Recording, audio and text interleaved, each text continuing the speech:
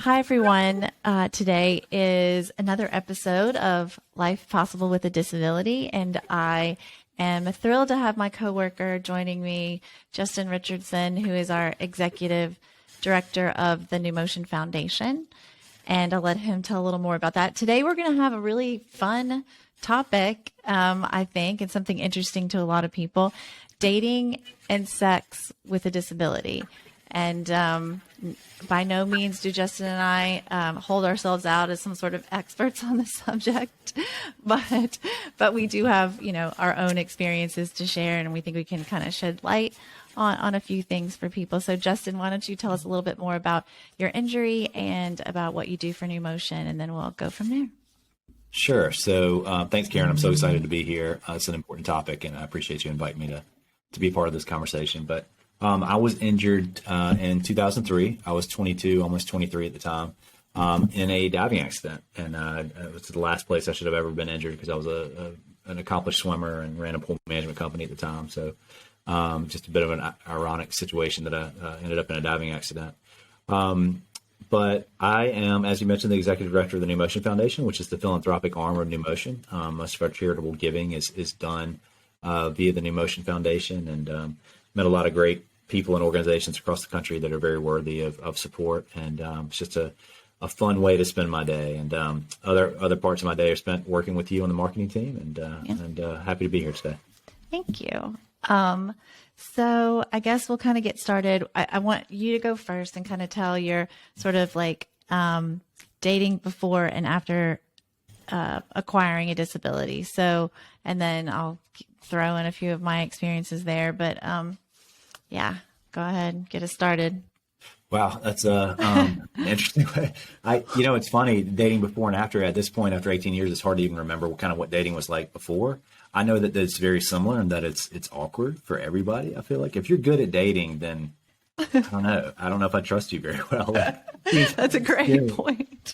The entire experience is just an awkward, uncomfortable, awkward situation. And it was that way before. I think, when I was 22, when I had my injury, and I was finishing up college, working my way through, taking the long route through college, and meeting a lot of people that way. And then I had my injury, and I'd kind of been seeing somebody for a couple of years on and off at the time. And as many relationships do, it didn't survive the kind of the rehab and follow-up process. She was there for me the entire time, and I appreciate that. And then when I got back, it just kind of fell apart, which is how a lot of relationships tend to happen after traumatic injuries, unfortunately, and sometimes after diagnosis. But after dating, it's been kind of a learning curve, and I'm seeing someone now, and I talked to her about this last night, about kind of like what her initial thoughts were around dating, and she didn't know what to expect. It was a kind of a different scenario than what she was used to, and she made the comment, and I was like, wow, it's a great point. I never thought of it. She's like, dating is intimidating and awkward for everybody. You throw in a different situation, and she was like, I absolutely had no idea what to expect, and for some, it could be overwhelming and more than they're, ready to, or willing to take on. And I get that, but, we'll talk about this a little bit later. I think the right person, that you're with or that you're attempting to date, it's not going to matter. But there may be some rejection for everyone. And for those people whose relationships don't survive, the rehab process or the diagnosis or that initial shock, I can see how people may have some confidence issues moving forward into dating after disability. Yeah, I was shot in an armed robbery when I was 19, and dating someone that I met when I was still in high school. I think he was a freshman at LSU when we met, and so we were together the night I got held up and shot, and then we dated for 5 years after, and almost got married. Wow. So, we broke up a multitude of times in that in that time, and I really kind of had to test the waters because in those breakups, because I wasn't sure anyone was going to want to be with me ever besides Mike, because he knew me before. And then, I found out pretty quickly, like that was when, there was no online anything. Mm-hmm. So you had to meet people in person, which I think was almost easier because I got to see them, be around them, probably in a bar. And I knew if they were interested or not. And I was very well aware that they knew I had a disability because they could see me and they had already talked to me whatever. So, and I guess that built my confidence a little bit. But when I called off the wedding with him and realized like it was done, yeah, that was a whole scary, really scary thing. I mean, it's turned out to be fine. I think that there's a bunch of people that don't want to date somebody who uses a wheelchair or has a disability, but we can't date everyone anyway. Is always my theory. I was like, but I agree with you. I hated dating in high school. I thought it sucked then. I think it sucks now. So, and then I guess that kind of brings us to the new world of online dating, which adds a whole new factor of weirdness for everyone. And we really, really had no choice during COVID, which has been the majority of my singleness has happened during the year of COVID. So I like to put my wheelchair out there in my very first picture as the first picture where it's visible. It's funny because I think that I've chosen the one recently with my 3 adult children kind of around me. And then I just now thought, like, do I do that as a security blanket? So it's not just me in the wheelchair. Did I do that? Right. But I used to put a profile picture first and then have a bunch of guys like later on go, oh, I didn't even see the wheelchair. And I'm like, oh, well, I have one, and let's have that talk now. So what have your theories been on pictures and what you say about it, or if anything? Yeah, I mean, I've gone back and forth. When I was single, I mean, my marriage ended in 2015, so 6 years ago at this point, and I've dated on and off, since, for sure. Different apps, different, do you put the chair first? Do you put the chair third? And the 5 picks that you get. I've experimented with all of it to see like what I'm most comfortable with, and then what makes other people comfortable. Because at the end of the day, you don't want to be discounted because someone's uncomfortable or looked away. If that's the only thing, and like that wheelchair pick being the first pick, scaring them off, well, they might not be bad people because they're scared off by a wheelchair pick. It's just something that's different for them, right? And it goes back to swipe culture too, which is I hate swipe culture. I mean, the next person is just one swipe away, so people can be incredibly picky. Like, oh, that person's fishing in their picture, toast. They're done. They're, they seem like they go to the gym too much, toast. They might be great people, but they're very quick to discount people. So I think you do have to play around with your profile and figure out like what it is that makes sense. But I think one thing that's incredibly important is appearing as if you are comfortable in your own skin, like whatever that may be. Like hopefully you more than appear so, you like actually are, right? Right. Well, that's the ideal scenario. Yes, being comfortable because if you're comfortable in your own skin, it puts other people at ease around you, and that's something that Katie, the person I'm seeing now, we talked about this last night, and she's like, you felt so comfortable in your own skin, so it put me at ease. So if you can be comfortable in your own skin and just own your disability and what it is, I mean, it's nothing to be ashamed of. I mean, it's something to be celebrated in a lot of ways. So to me, it's finding what you're most comfortable with, being funny about it if you can be. I saw a great profile that was like personality 10 out of 10, functional limbs 2 out of 4, and I was like, that's great, right?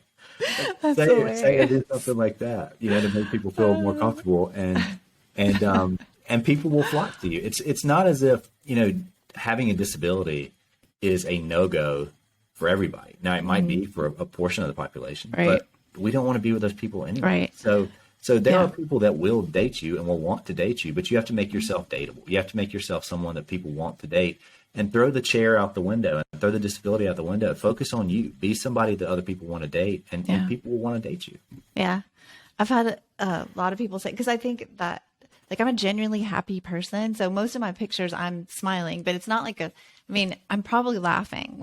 And I think that if you are genuine, that also goes a long way. People can see that. And I think then they also see that you're happy and comfortable in your own skin too, by the look on your face and in your pictures. I've never said anything. I've never written anything about it.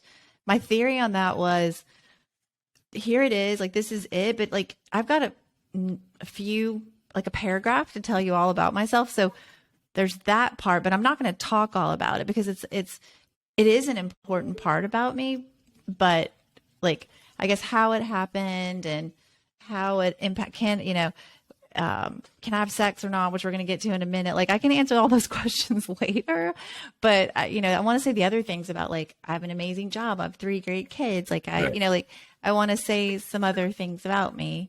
I also have gotten to the point where I'm sick of telling the story. So I literally send a link to my Karen Roy Numotion and let them read the, like, I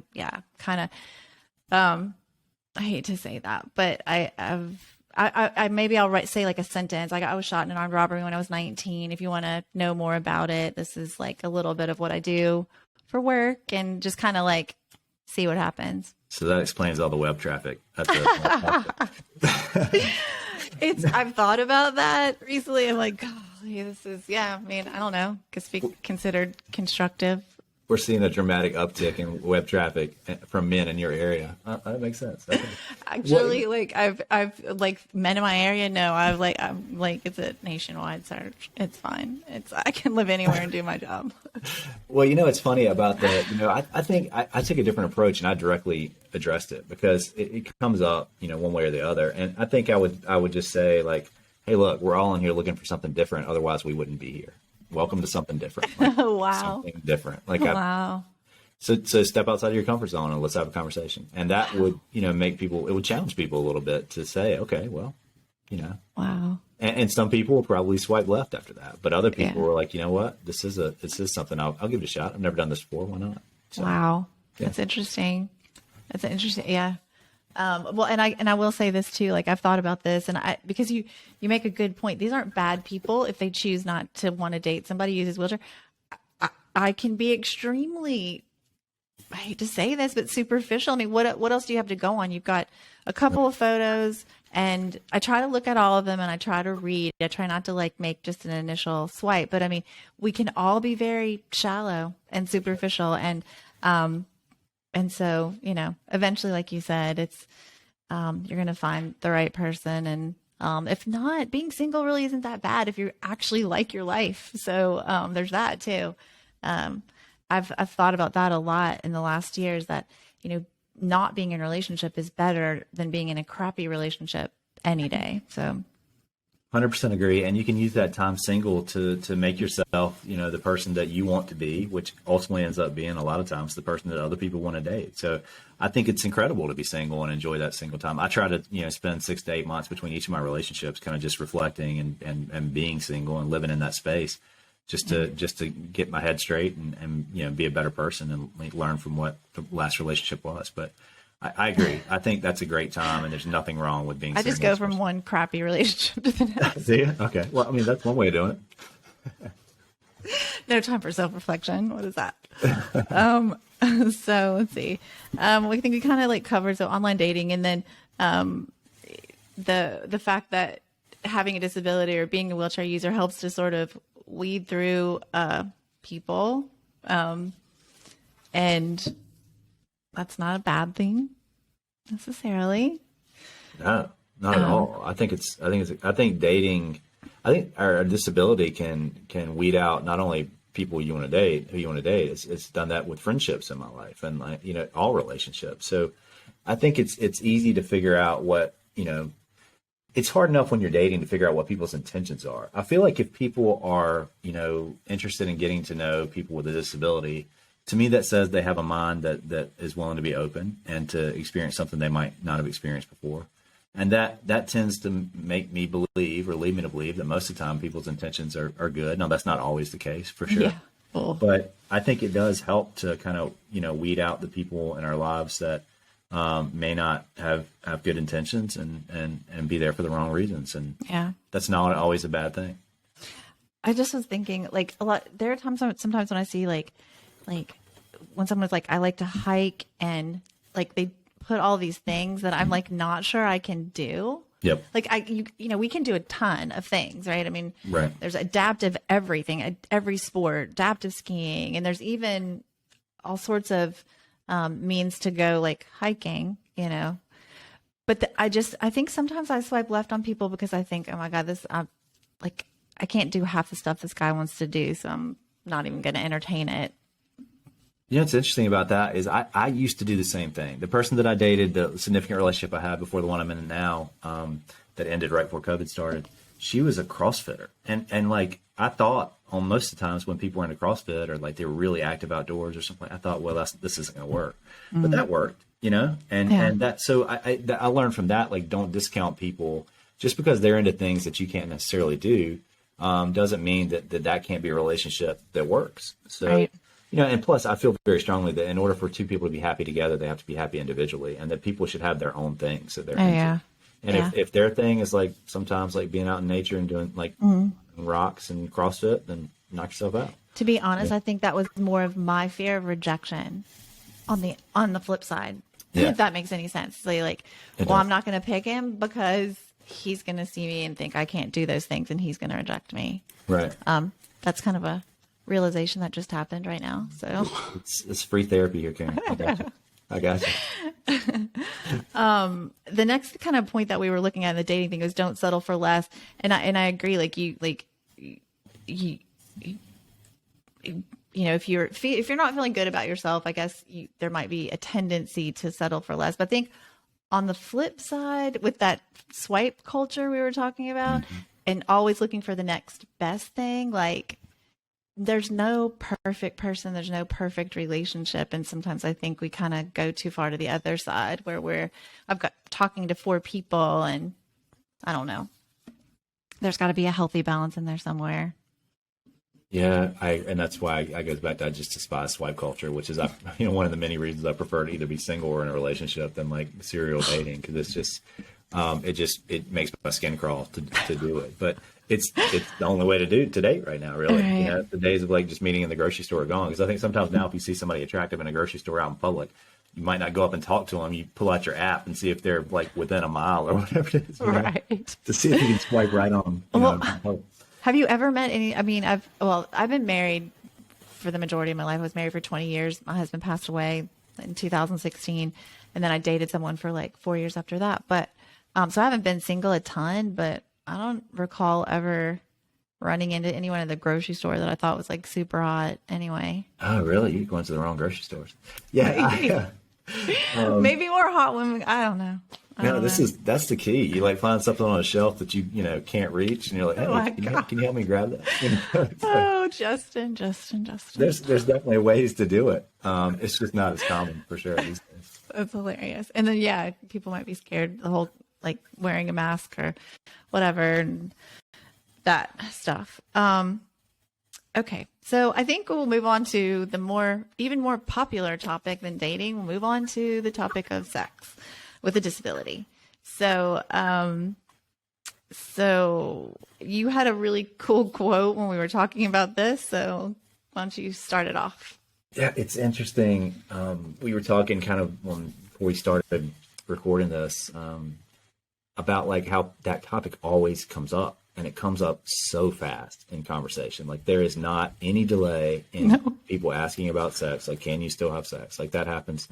And matter of fact, when you talked about addressing some of this stuff proactively, I said in one of my profiles, I said, you're probably wondering 2 questions. One of them is, yes, I can drive. And the other one is exactly what you're thinking. The answer to that is yes as well, or something to that effect, where it's like, I didn't say directly sex, but wow, you're so much more clever than I am on your profile. Well, people always ask. So I try to cut it off of the head and just be like, hey, look, yes, the answer is yes to both of those questions. And I always thought it was so funny that they will always ask, can you drive and can you have sex? And to me, they were basically asking, can you drive to me to have sex? That's basically what they were asking. Right. Like, let's just go full circle. Let's just cut out all the mess in the middle and just be honest about what we're asking here. But it's interesting to me that people always want to know that, because I get it. It's an important part of people's lives and relationships, and it is for people with disabilities as well. So I think sometimes people are surprised to hear that yes, it's still possible. Yes, it still happens. Yes, it's something we all are still interested in. Because people with disabilities are seen as asexual sometimes, which is unfortunate, because that is not the case for the vast majority. Either asexual or hypersexualized because of the whole devotee culture and So, because I think I get a bit of both and probably more of the latter, actually. And then I guess because I've given birth to 3 children, people know that, I mean, I guess it doesn't, for females, it's a little more simple, right? I mean, having sex, it's more about, well, I do like the way the occupational therapist put it, is that it's an activity of daily living. And Right. I was like, if you're lucky, If you're you lucky. know? Yeah. But, and I think one thing I like to explain to people is like, you know, is yes, I can have sex. And then they're like, well, they want to know like what you can feel. And for each person with a disability, that's different. But one thing for me personally, there might be parts that you feel less, and then I think that your body compensates, or maybe it's your focus, but there's other parts of your body are going to be much more sensitive to touch. And so I guess, you know, you can still, I think what they really want to know for us is like, can you have an orgasm? Right. Cause that ends up like just sex is, you know, that's one thing. And then of course, like, you know, those early questions, I'm not going to answer, right? Like, how do you have an orgasm? Well, I guess if you're super duper lucky, maybe you'll find out. But we're not talking about it now. Right.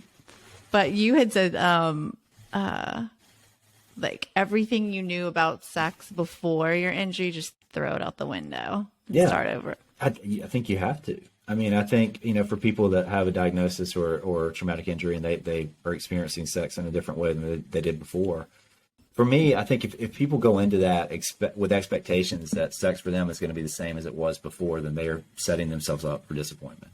But I don't think that's a bad thing. I mean, if your experiences of sex before your injury were just the act that everyone has in their mind right now, and not Right. the passionate, like, personal connection that it should be, then again, you're going to be disappointed. But if Right. you learn how to use all of your function, all of your body, if you connect with your partner in a way that, you know, you probably weren't connecting before, sex can be an amazing thing and an even better thing than it was Yeah. before. And I think a lot of people respond in that way. And when they're used to, you know, men or women just going for that one act that everyone thinks of Yeah. when they're talking about sex, and then Yeah. you experience sex with them in a way that is much more connected and intimate and personal, Yeah. you will get a positive response. I mean, I can Yeah. promise you that that'll be the case. So Yeah. I think you should throw everything you used to know out the window and really look at it as a full connection, full circle,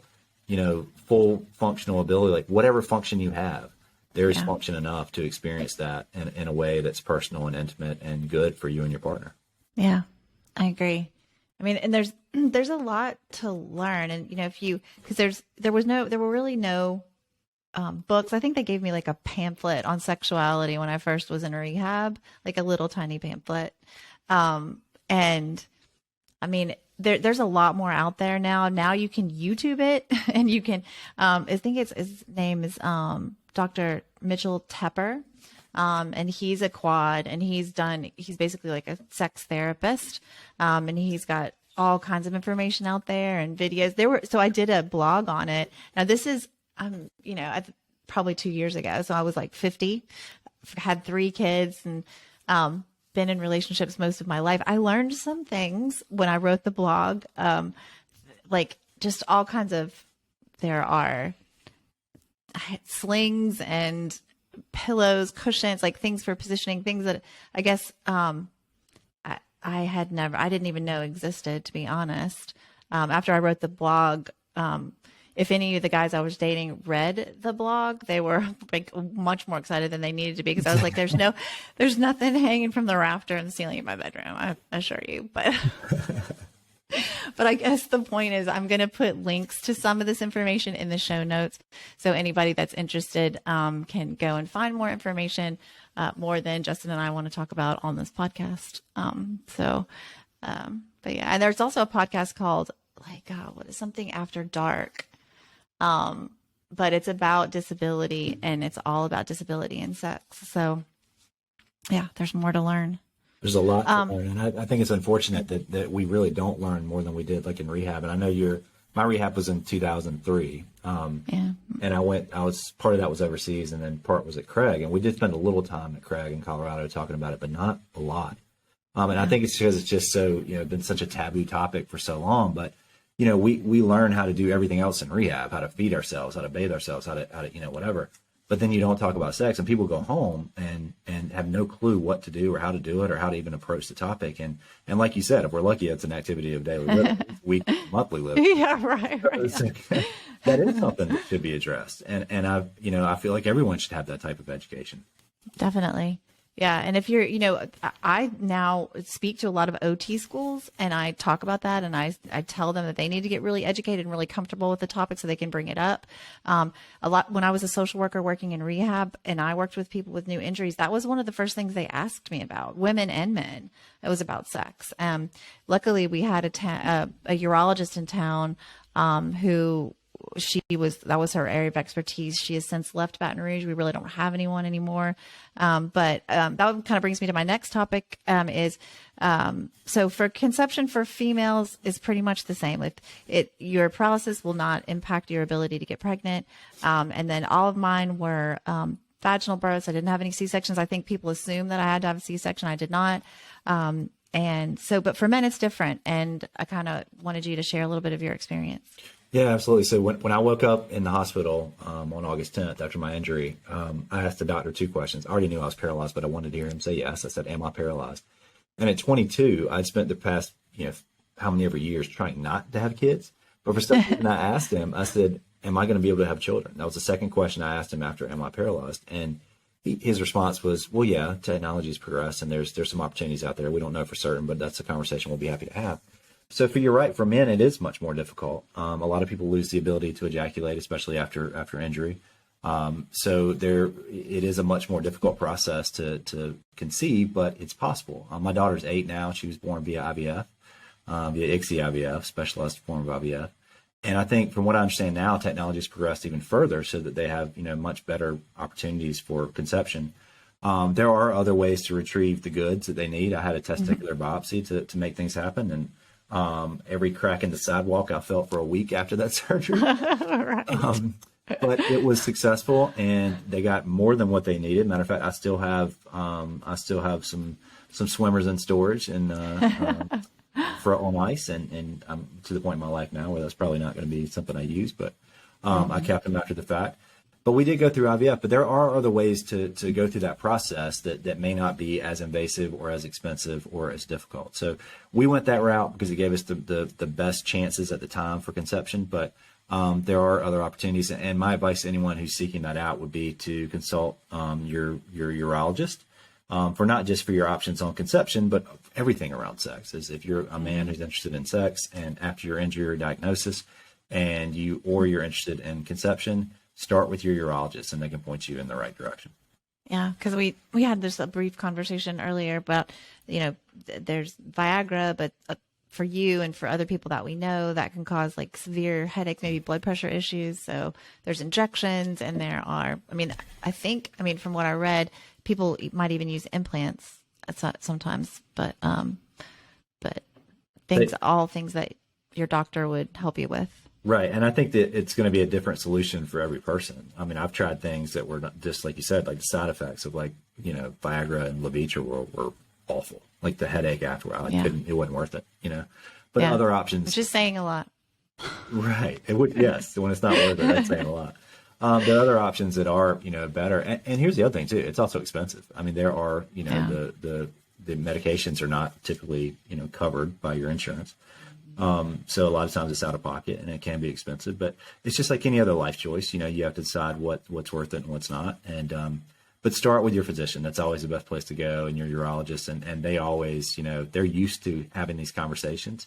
Look for a urologist that specializes or has a lot of experience in spinal cord injury or if you're a spinal cord injury or whatever your diagnosis is, and they can always point you in the right direction. Right. And I feel like if you're in a rural area, I'm not rural, but now we don't have anybody in Baton Rouge. We have to go to New Orleans, but do your research first. Like, maybe kind of if I'm not saying, I think you should educate yourself before you go to the doctor. And it may mean traveling to a specialist, somebody who does specialize in spinal cord injury and urology. Yeah, so worth it. I mean, to get specialized care, if you have that ability to talk to a specialist, then always do. But I think this is one of those things that can be so mentally challenging, if you're struggling in that aspect of your life. I mean, let's think about like for people who go to therapy or have been to therapy, think about the intake form. They ask you about sex on the intake form. So if it's something they ask you about on the intake form, then this is something that probably a lot of people struggle with in their lives. And if you're trying to navigate sex with a disability, after your diagnosis or after your injury or whatever it might be, and you're doing it alone, then you're going to have some frustration. So my advice would be to go straight to your specialist or your urologist, and have that conversation about, look, this is a frustration. This is something I still want to enjoy. How do we make this happen? Yeah. And then there's always the groups too. I mean, not that they're a bunch of experts, but we've got all of these on Facebook, spinal cord injury groups, and one's even women and girlfriends of men with spinal cord injury, for that aspect of things. But there's also wheel mommies and a couple of other things, the groups that are specifically women, and a lot of issues surrounding sex come up in those group conversations as well. So, and maybe a referral to someone in your area, for a good doctor. So yeah, you do have to be careful with those groups. Sometimes people get a little crazy. Yeah, they are. But I know. Well, I've heard some things on there where I'm like, what? Like, that I would never say in a public forum. But But there's a lot of, I agree, there's a lot of good information that you can find, at least that you could be like, okay, well, this gives me something to ask my doctor about. Right, exactly. Yeah. Ideas. Yeah, you never know. Right. So I guess as we're wrapping it up, Justin, do you have any final thoughts? I think this is something we could literally do like probably a series on. But I think it's funny because both of us were kind of single around the same time, and you are in a new relationship, but I think that the thing about us, both of us, is that I think we're both really lucky in the way that we have really happy and fulfilling lives. We have great families, we have great jobs, we have great coworkers. Our lives are happy. We make a lot of jokes about it, but yeah, any final thoughts?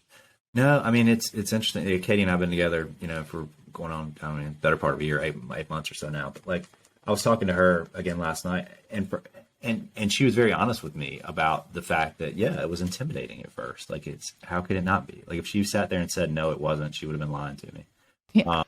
And I'm sure it's that way for a lot of people when they're getting into something new that they've never experienced before. And that could be, a new line of work or, showing up to something for your first day, right? Like, everybody's nervous on their first day of anything. And if they've never dated someone with a disability, then they might be a little nervous about like how that process is going to go and what's going to happen. But it goes back to being comfortable in your own skin and making yourself somebody that other people want to date. And I think when you're sitting across a table from someone and you're engaged in good conversation, you have things to talk about, you're educated enough to talk about world events or whatever it is that the other person might be into and interested in, then the chair situation just kind of melts away over time. Like it's something that people notice, which is fine. They're going to every single time, but it melts away once you make a real connection with people. So my advice is to people that are frustrated with dating, with a disability and the challenges that come with it,